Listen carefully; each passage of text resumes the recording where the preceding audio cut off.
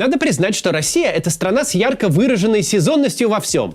Даже в репрессиях и раскулачивании. В один момент начинают кого-то сажать. Например, людей из Министерства обороны. Месяц сажают, 2 сажают, а потом сезон посадки яровых заканчивается, и новых генералов в аквариуме мы какое-то время не видим. Вместо них какое-то время активно кошмарят губернаторов и региональной администрации. То же самое касается законодательной активности. Вот наступает у нас сезон борьбы с мигрантами. Тут же летят новые законы о запрете, ужесточении, наказаниях, штрафах, депортациях. Обо всем на свете. Законотворческая машина работает как лихой крупье, раздает всем. Потом это дело затихает, и наступает новый сезон. Теперь мы боремся за традиционные ценности против геев и child-free. И вот законодательная фантазия работает в том же гиперактивном режиме. В случае с раскулачиванием мы видим аналогичный принцип. С одной стороны, явный тренд на глобальный передел собственности. То, что еще в 1923 году начиналось с небольших региональных предприятий, в 1924 развернулось на полную катушку, и в передел пошли уже такие предприятия, как Макфа, один из крупнейших в мире производителей макарон, или крупнейший автодилер Рольф. В прошлом году речь уже шла о переделе действительно больших активов. Но ближе к Новому году каких-то ярких новостей по этому поводу не было. Теперь снова началось, и началось, как водится, пачкой. Первая яркая новость – аэропорт Домодедово. Один из крупнейших аэропортов московского авиаузла и единственный частный международный аэропорт в России. 30 января арбитражный суд Московской области арестовал активы миллиардера Дмитрия Каменщика, владельца Домодедова, по иску Генпрокуратуры, которая потребовала обратить аэропорт в доход государства. В случае с Домодедово даже сложно понять, чему именно удивляться. Тому, что неприкрытый и максимально наглый отъем собственности под смехотворным предлогом об иностранном влиянии добрался до столицы? Или стоит удивляться тому, что в России настолько долго просуществовала такая диковинка в единичном экземпляре, как частный международный аэропорт? Тут же в стык к Домодедово стало известно о национализации Равен Раша, крупнейшего владельца складских помещений в стране. И сразу о еще одной крупной жертве – о нефтесервисной компании «Борец». Ее вообще отобрали, потому что она подконтрольна типа Невзлину. Для начала разговора, и это очень важно, не стоит заблуждаться. О реальной национализации речи не идет. Даже в тех случаях, когда государство выступало потерпевшим, а актив объявлялся неправедно приватизированным, в руках государства он оставался недолго.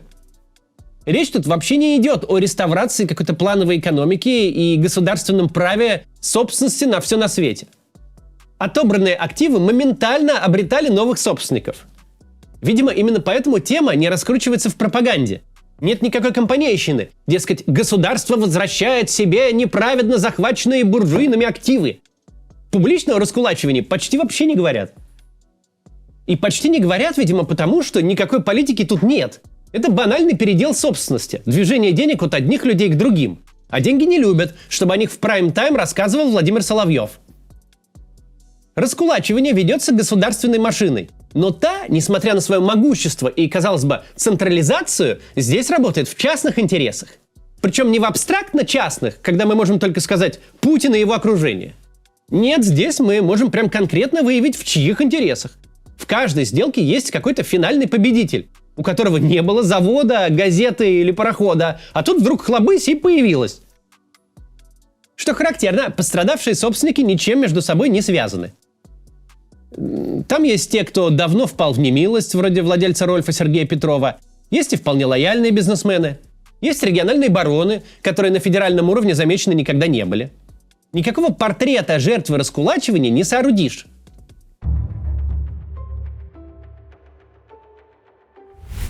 Почему, собственно, государство так себя ведет? Зачем ему такой глобальный передел активов? Не индивидуальные репрессии по какой-то категории, но просто поиск денежных активов и передача их из рук в руки. Чтобы ответить на этот вопрос, почему государство так активно фармит активы в пользу одних собственников за счет других, нам нужно сделать шаг назад и вернуться в 22 год. Тогда случилось нечто поразительное. Государству в клюв стала падать бесплатная собственность. Уходящие с российского рынка компании готовы были избавляться от своих активов любой ценой. Предприятия с миллиардными оборотами продавались по цене оборудования, причем еще и пересчитанного в металлолом. Перераспределение этих предприятий стало важнейшим ресурсом в руках Владимира Путина и государства в целом.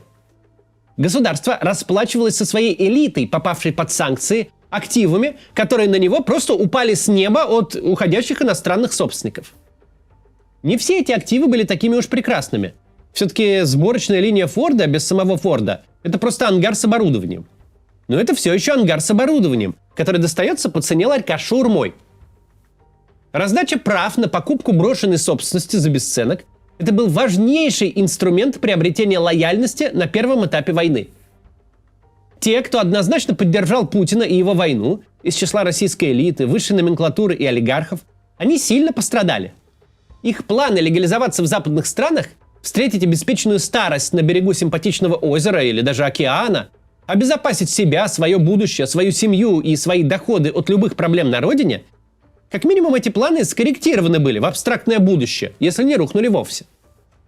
Жизнь тех представителей элиты, кто однозначно поддержал Путина, точно стала опаснее, бесправней, бесперспективней. И возможность эти потери компенсировать, отплатить своей элите за лояльность – это очень важное подспорье для начала войны. Очень важный способ объяснить тем, от кого Путин зависит, зачем им эта война. Война эта ликвидировала последние приличия и позволила забрать то, о чем даже и помыслить было нельзя.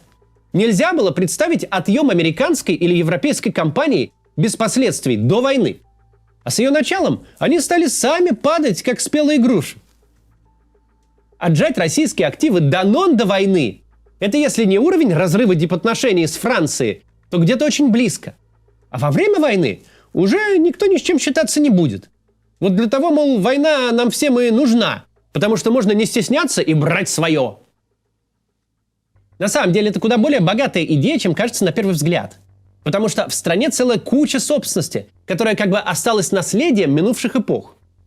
Икеи, Фольксвагены, Мерседесы, Макдональдсы – все это эхо времен очаковских. Времен, когда считалось, что нужно привлекать иностранные инвестиции, приводить страну к каким-то международным правовым стандартам, уважать права собственности на этот капитал. Когда считалось, и вполне, в общем-то, верно считалось, что без этого искомого богатства и процветания России не достичь. Но понятно, что времена, когда мы стремимся к открытости и инвестициям, когда худо-бедно уважаем самих инвесторов, откуда и берется все это низкопоклонничество перед Западом, эти времена прошли задолго до войны. Война в данном случае стала толчком к тому, что и так должно было случиться. То, что принадлежало чужим, а вообще говоря, врагам, стало принадлежать своим. И тут становится очевидным, что исчерпание бесплатных активов не приведет к исчерпанию практики. А практику мы описали. Принадлежащее чужим и тем, кто стал не нужен, следует раздавать своим, то есть тем, кто нужен прямо сейчас. Региональные бизнес-элиты, первыми попавшие под раскулачивание сейчас, тоже когда-то были весьма ко двору, как и иностранные инвесторы. Были важной частью системы. Достаточно вспомнить бывшего владельца Макфы. Михаил Юрьевич 4 года отслужил губернатором Челябинской области. И не абы каким губернатором.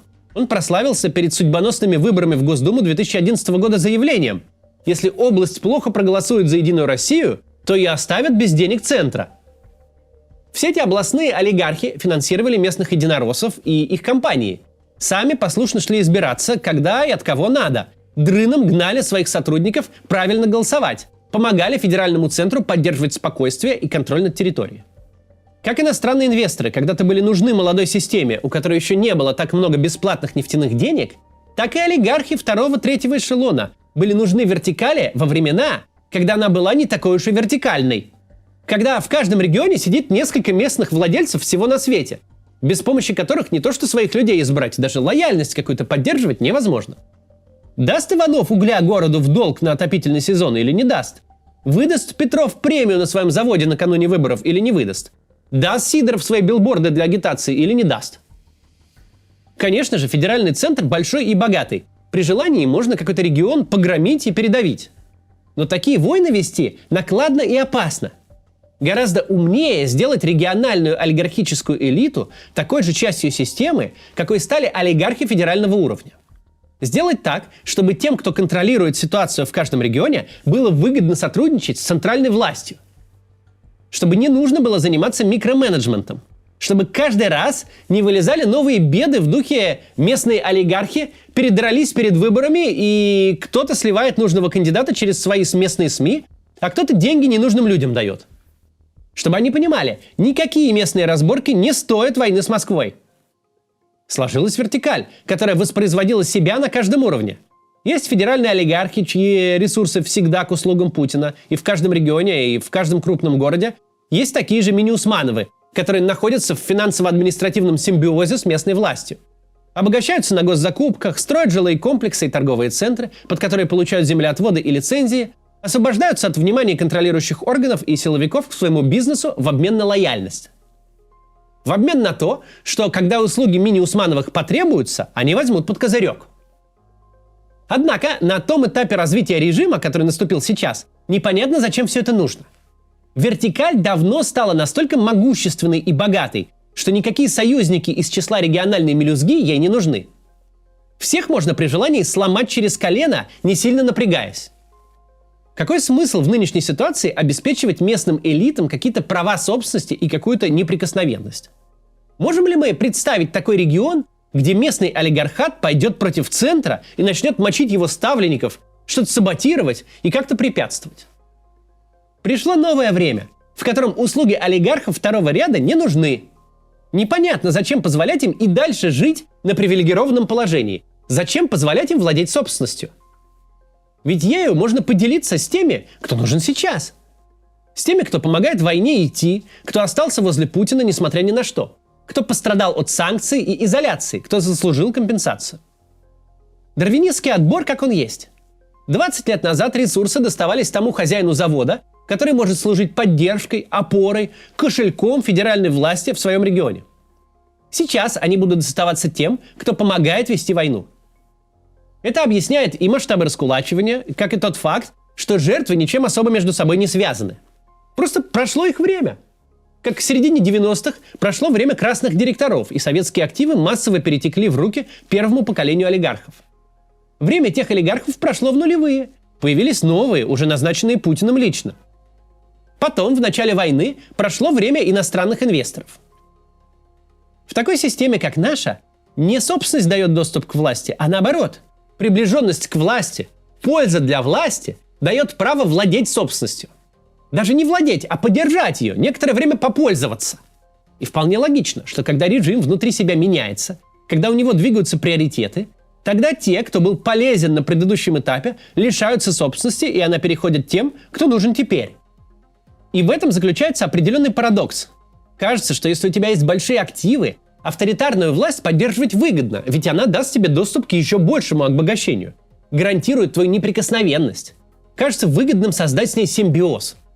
Только вот тебе не дано знать, в какой момент приоритеты изменятся, режим трансформируется, и те же суды, где градозащитники тщетно пытались остановить снос исторических зданий под ваш торговый центр, те же суды одним решением заберут у вас все.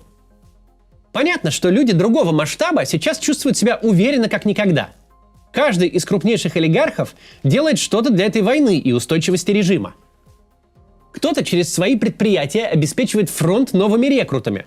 Кто-то обеспечивает военное производство. Кто-то выстраивает схемы по обходу санкций.